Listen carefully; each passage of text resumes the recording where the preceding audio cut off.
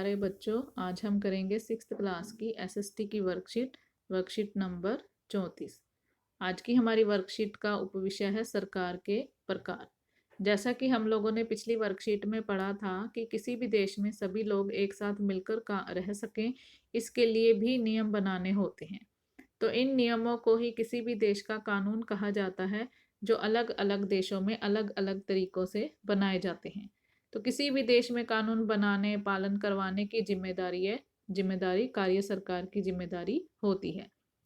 जहां लोग मिलकर चुनावों के माध्यम से अपने प्रतिनिधियों को चुनते हैं और चुने हुए प्रतिनिधि मिलकर सरकार बनाते हैं, तो ऐसी सरकार लोकतांत्रिक सरकार कहलाती है।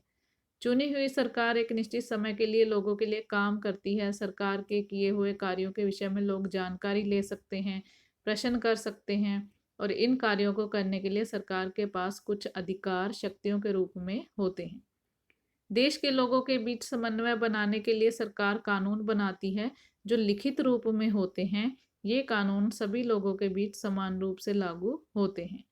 जिस देश में सरकार का चुनाव लोगों द्वारा मिलकर नहीं होता, उसमें फैसला लेने का अधिकार केवल एक ही व्यक्ति को होता है, जिसे राजा या रानी कहा जाता है। तो राजा रानी का चुनाव अपने पुत्र या पुत्री में से कोई भी अपनी मर्जी से किसी को भी बिठा देते हैं। तो राजा रानी जो है वो अपने विश्वास पात्र व्यक्तियों के साथ ही मुद्दों पर चर्चा करके फैसला करता है।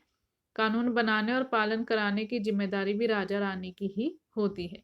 तो अगर राजा रानी वाले फैसले या उनके द्वारा काम किए जाएं, तो उसके विषय में फिर लोग ना तो जानकारी ले सकते हैं, ना ही प्रश्न कर सकते हैं। तो ऐसे देश की सरकार को राजतंत्र कहा जाता है। तो प्रश्न दिया है, आप अपने देश में कैसी सरकार पसंद करेंगे, लोकतंत्र या राजतंत्र? कोई दो कारण बताइए। तो हम अपने देश में लोकतंत्र सरकार पसंद करेंगे, ताकि हम सरकार के किए हुए कार्यों के विषय में जानकारी ले सके और उनसे प्रश्न कर सके।